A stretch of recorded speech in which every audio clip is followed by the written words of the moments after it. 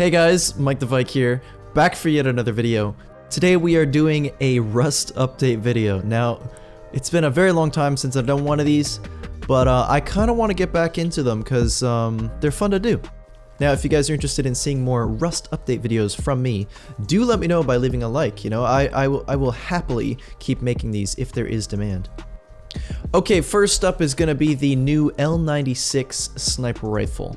Now, the reason the devs added this thing is they essentially want there to be a military equivalent of all the weapons in the game. So L96, M92, M249, and so on, those are all in that category. In terms of where you can get this thing, I went over to Rust Labs. If you don't know about it, it's a great resource. Not sponsored, but you can see here on vanilla at least, you can get it from CH47 locked crate, supply drop, APC, heli, and elite tier crate. But the chances are extremely slim. This would probably be your most common bet, but only 1 to 5% condition, which is very rough. Now, thankfully, the thing is repairable, thank God. So if you do find it like this, you can kind of maintain it, but it's not ideal. Okay, so in terms of stats, how does it hold up to the bolt? Well, damage is actually the same as the bolt action rifle. The difference is going to be in the maximum effective range and also the muzzle velocity. Max range they quoted at 1100 meters? In meters, there you go, 1100 meters. And then the bolt is only a max of 570 meters. I would say the muzzle velocity is more surprising. You'll notice here, oh, by the way, I'm using the 8 power scope. I will cover that shortly. Anyway, so if I shoot at this tree, wabam, you will notice the bullet gets there like instantaneously. Almost no delay. Whereas even with the bolts, if we grab this thing, you can definitely tell that there is more bullet drop and it takes longer to get there. Definitely a roof camper's absolute dream. Granted, it will probably be a dream for a little while because these things are so extremely rare. Now, next thing on the list is going to be this 8 power scope.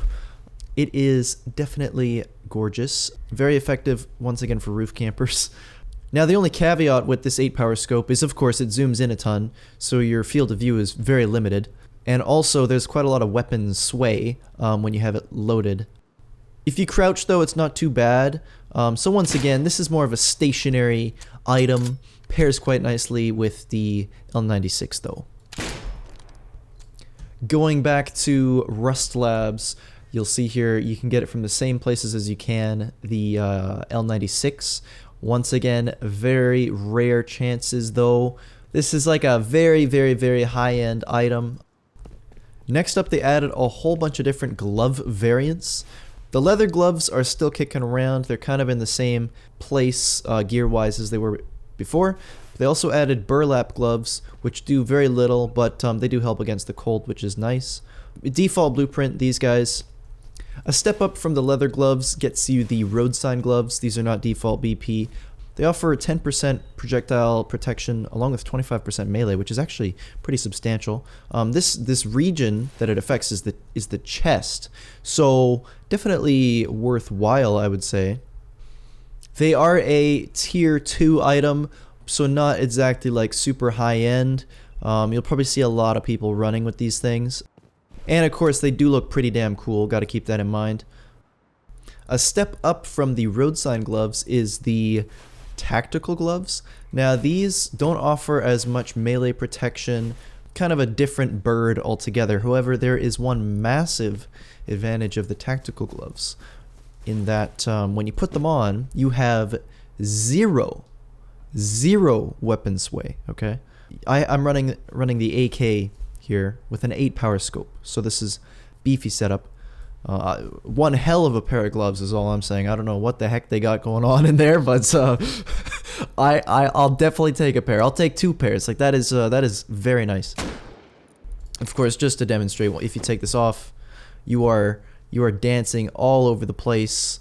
Poor man, like, is just barely alive here. But then you suddenly put on these magical gloves, and well, bam, 0 weapon sway. Very cool. Arguably overpowered. Now let's see how does this affect close quarter encounters. That is a pretty massive advantage in my opinion. If we take this off, I mean, are you gonna like dominate the environment? Probably not necessarily, but if you are a talented player, these will definitely aid you substantially. Now, if you're wondering where to get these things, they're not craftable. You can only get them from the outpost on the map. In terms of where at it, it's just at this vendor, and it's not even that expensive, 40 scrap. So with this in mind, they're kind of not that overpowered because they're very accessible. Anybody can get them. I feel like this is going to be a must-have for any kind of PvPer, just because like having no sway is just a really nice thing to have, you know? If you combine these gloves with the L96, the 8-power scope, you are officially king of the hill. You can roof camp to your heart's desire. You can see here, I am like 10 million miles away from Dome. Let's see here. Can I instantly pop somebody? Bang. He's dead. He's gonzo. You know what I mean? Like, this thing is just stupid. Bang. Done deal. Oh, and on that note, they finally added another clothing slot so that you no longer have to pick between wearing boots or gloves. You can officially be fully clothed and fully armored, which I think is great. That actually affects the entire, like, regardless of where you are at in the game. You know, early game, they now have burlap gloves. Essentially, everybody gets to be just that little bit extra armored, you know, which is, I think that's great.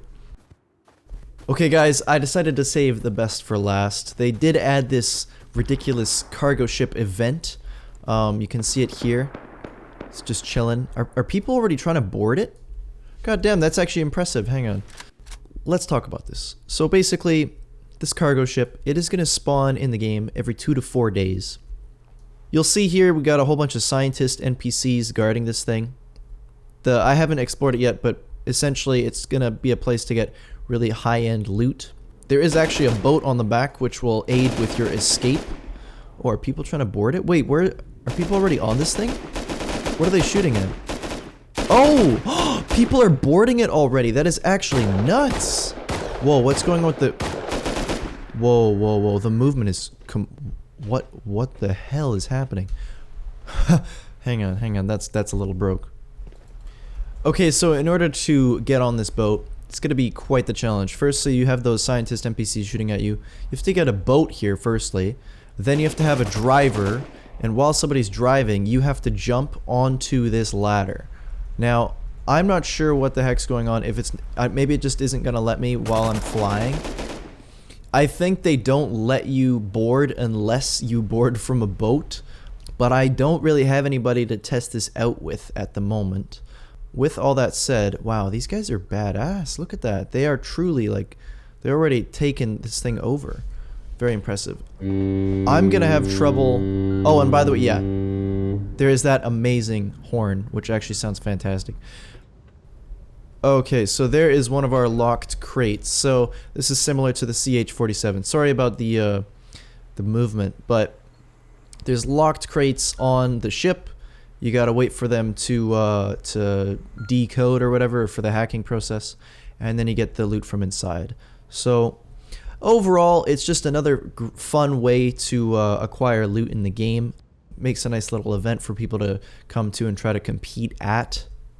Okay, beyond that, we have a few other interesting things in the dev blog, but I'm gonna focus on the hot air balloon. It's not added in the game yet. It's on the development branch. It's not quite ready for takeoff. But it's in the works. They're definitely changing Rust, you know, like no doubt about that. I don't know how I feel about all these different things. The game it's definitely evolving, you know. And then we also have a SAM site because presumably there has to be a counter to these hot air balloons, you know. I'm sure there will be a lot more air combat in the game of some sort. This also it's kind of a mix of like handmade and military, because we got like a weird looking fuel thing. I'm not sure what's going on with that. But that's gonna wrap it up for this month's Rust update video. In my opinion, the greatest thing is the L96. The cargo event is cool, no doubt about that, but I don't know. It doesn't excite me all that much personally. I don't know how I feel about events in general like that, but I don't know though. I'll have to experience it for myself first before I make any hard judgments. Anyway, the L96 is super cool. Everyone likes guns. Well, in Rust at least. And I can't wait to give this thing a try, no doubt about that. With that said, guys, that is going to be everything from me. Thank you so much for watching. I hope this was helpful, and I'll see you in the next video.